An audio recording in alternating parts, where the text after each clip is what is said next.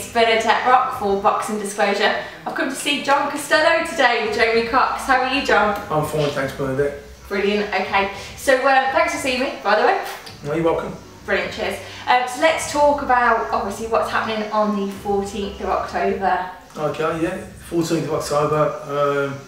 Jamie's in his first contest in the World Super Series, and he's fought for the WBA Super Middleweight Championship of the World against George Groves. Brilliant, okay. Now, well, that's a fantastic thing in itself, isn't it? I mean, Absolutely. Everyone's looking forward to the Super Series. It's excellent for boxing, and it's great to happen. And it's great that James is involved in that straight away. George Groves, it is going to be a tough one. What do you think? What do you think?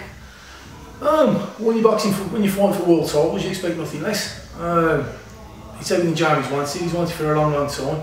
For whatever reason, we've got a good idea what the reasons was. But you know, Jamie's been very much avoided.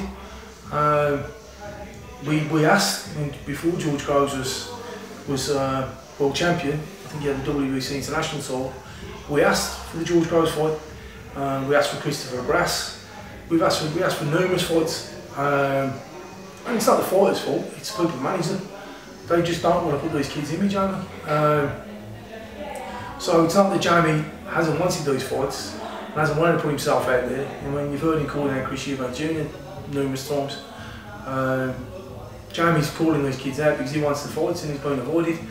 So now we've finally got the opportunity, obviously we're relishing. And you'll get both of them as well, obviously. Chris EUBANK's in there as well, isn't he? So. Well, that's if he gets past having a Yildirim. I think that's a bit of an ask. I think having a Yildirim's a lot better than people think. Right. But Chris EUBANK's a good kid too, so if he gets through that, and we've got to concentrate on George Groves first, but absolutely, mouth-watering. I think, I said earlier, Chris EUBANK is saying that George is probably his toughest opponent. So if he's thinking that, obviously it's James going straight away. I mean, under the lights in Wembley, how do you think it's going to affect him? Do you think he'll be able to focus? Yeah, well, Chris EUBANK Jr. might have said that. I think he's overlooking some. His father certainly don't think that. He's as good as told us so in Montegalo. Chris EUBANK Sr. thinks Jamie's a real talent, and Chris EUBANK Sr. has already rejected Jamie. That's why they left.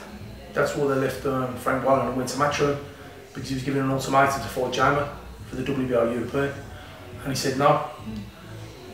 My son's not fighting Jamie Cox, so he left.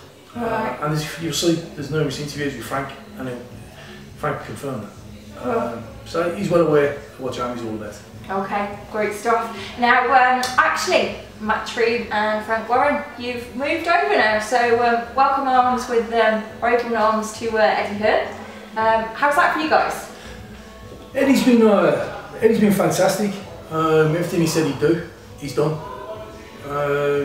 Having said that, everything Frank said he'd do, he did. He did. There's a lot going on in Frank's life, in Jamie's life, and which prohibited him from boxing. Much of it, you know, it wasn't Jamie's fault. People think it was. You know, he was wrongly convicted. He was then acquitted. You know, we found out numerous things that this woman had done this thing before. Jamie was acquitted, and rightly so. But that prohibited Jamie from boxing. He was stripped of his world ranking. That wasn't Frank's fault. Jamie had a broken hand. He kept him out for a couple of years. He was told he'd never fight again by two leading surgeons. Thanks to Mike Hayton, he's now fighting again. His hand's great. That wasn't Frank's fault. But Jamie and Frank, I think, you know, it sort of served its purpose. And Jamie felt it was time to move on. And you know, I'm quite loyal. Frank had been, in my eyes, had been okay. He'd been sound, but it just wasn't working. And Jamie chose to move on. And I've got to be honest. Eddie's been fantastic. He really has been fantastic. He's been golden. The important thing is Jamie's brand new. He's brand new. He feels brand new. It's a happy stuff, isn't it? Oh, that's really good. Very well done. That's great. Okay, we'll leave that bit there then. That's a nice way to finish off for Jamie Cox, I reckon. Let's talk about your son. Yeah.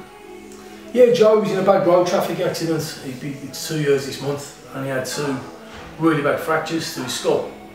I know, yeah, I do know about that, yeah. And the injury, it was very severe.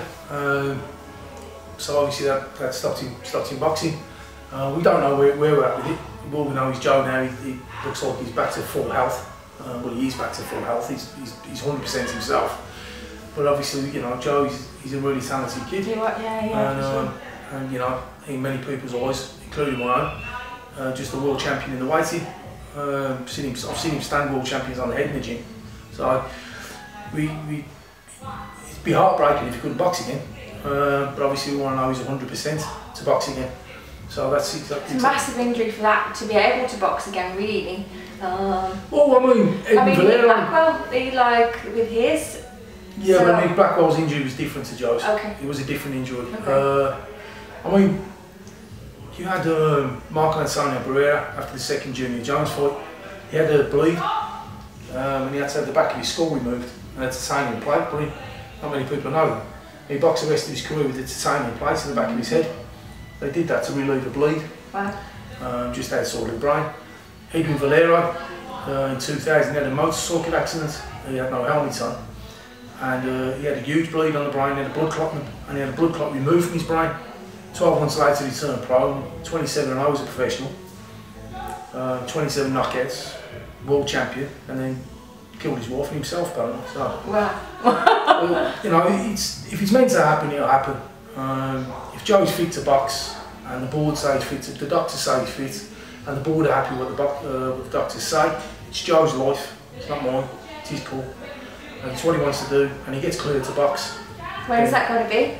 We've just got to wait and see, and just, you know, we've just got to let things take the course. He's only 23 years of age, we've got to let things take the course, go down the proper roads, make sure we get, you know, exhaust every avenue to make sure everything's okay, and make sure he's as safe as he possibly can be. And if he's good to go, then that's another world title we'll be chasing. Great stuff. Well, I want to thank you very much for your time. I really enjoyed that interview. I enjoyed them all, but I really enjoyed this one. You're welcome. You're welcome. All right, cheers.